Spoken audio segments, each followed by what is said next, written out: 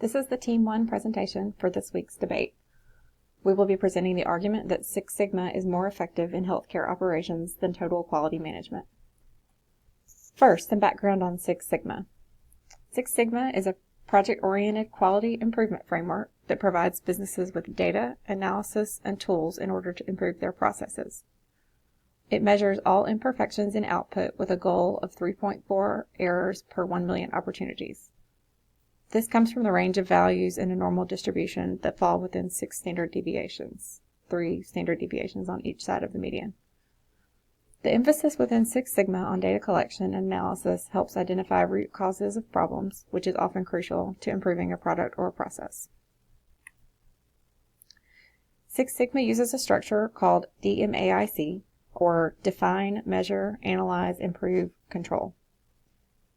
This structure is based on the W. Edwards Deming PDCA cycle, or Plan, Do, Check, Act.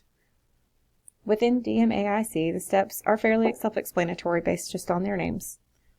First, define the problem. Then, measure the data around that problem or around that process. Analyze that data. Use that analysis to make improvements to the process. And then finally, control the improvements so that any progress that is made is retained going forward. Six Sigma has defined credentials for leaders on these projects. Black belts are certified project leaders within Six Sigma, and green belts are project team members.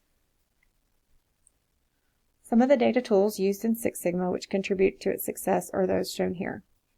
First, the balanced scorecard is used to define potential areas for improvement.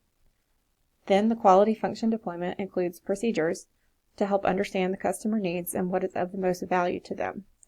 This is used to define requirements from the Six Sigma process.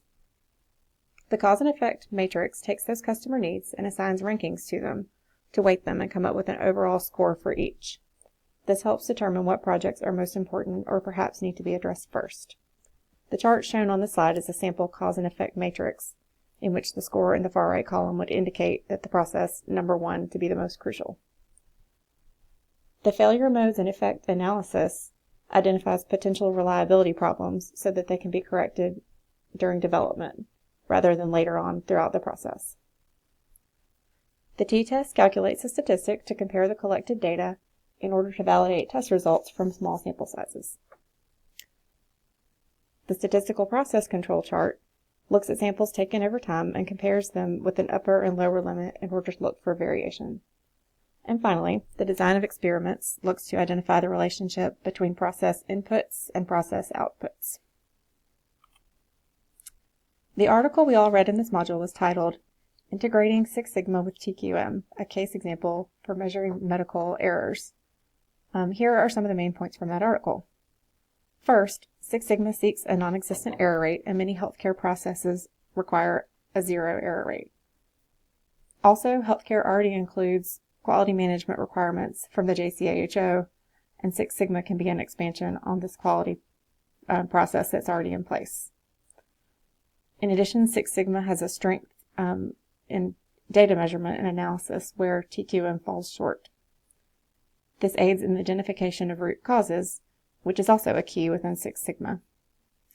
And finally, Six Sigma is more proactive than TQM, addressing issues as they arise instead of simply looking back at them retrospectively.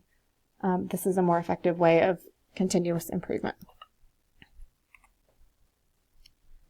Some of the reasons that healthcare needs Six Sigma include the rapid rise of healthcare costs, the fact that a significant number of medical errors are preventable, and the fact that patient safety is always naturally of utmost concern. Six Sigma focuses on precision and accuracy, which are vital within healthcare, and it also helps improve the bottom line. In addition, Six Sigma can help any organization gain competitive advantage. These are some quotes from articles that support the strength of Six Sigma in healthcare. I'm actually just going to read the second one and the fourth one shown here. First, when TQM efforts fail, it is because they are mounted as programs, unconnected to business strategy, rigidly and narrowly applied, and expected to bring about miraculous transformations in the short term without management lifting as much as a finger. TQM does not focus on metrics and often takes years, unlike the immediate results philosophy espoused by Six Sigma. The accelerated need for change and more sophisticated customers are going to force organizations to face, finally, the human behavioral issues that even the best training on processes, tools, and good information still blindly ignore. And then the Six Sigma approach relentlessly pursues error rates to very low levels. A Six Sigma level error rate is only 3 errors per 1 million opportunities. That level of performance is difficult to achieve, but society and payers are requiring these exceedingly low error rates in medical systems. A few comparison points between Six Sigma and TQM are shown here. First, of note, the TQM emphasis on customer satisfaction as contrasted with the Six Sigma focus of process reliability. Six Sigma has an indirect goal of customer satisfaction, of course, but to be achieved through the means of reducing or removing error in the process. Healthcare error is sometimes in the eye of the beholder, and therefore the Six Sigma emphasis on reduction of error is much more appropriate for this line of business.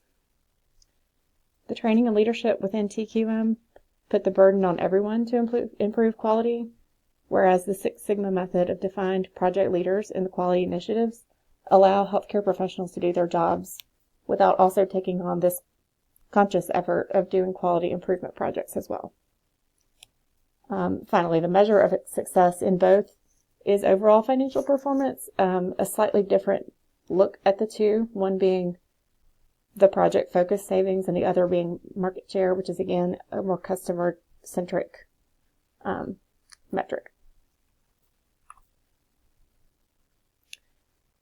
A few more points. Six Sigma saves companies billions of dollars and is one of the most popular quality management systems in the world. The improvements that are affected by Six Sigma bring increased profitability to companies that adopt it. There are a lot of examples of Six Sigma in healthcare in the text for our course, and as well as in articles that have been published. A few examples from the text are shown here. First, the North Carolina Baptist Hospital reduction in time of transfer from ER to the cath lab for heart attack patients using Six Sigma, the time was reduced by an average of 41 minutes. Second, Houston's Memorial Hermann Hospital saved $62 million thanks to a Six Sigma implementation within its Medicare reimbursement process. Finally, North Shore University Hospital used Six Sigma to reduce delays in bed assignment turnaround time. Turnaround time was reduced from a mean of 226 minutes to 90. Some other examples of Six Sigma in action within the healthcare setting are shown here. First, Mount Carmel saved $62.5 million as a combination of revenue growth and cost savings using Six Sigma. Memorial Health System saved $30 million, reduced stroke mortality by 23%, reduced stroke-related complications by 68%, and reduced hip fracture readmissions by 92%. The other examples include Vital, Baptist Citizens Medical Center, and Wentworth Douglas Hospital. All of these are cases in which a healthcare organization made strides in their business thanks to the use of Six Sigma. So in conclusion, Six Sigma's statistical approach to quality management can be applied to business processes in any industry. It has successfully produced measurable results with verifiable data. Six Sigma methods are beneficial in the healthcare industry, where efficiency and non-existent error rates are demanded, and it can complement or replace other management concepts like TQM.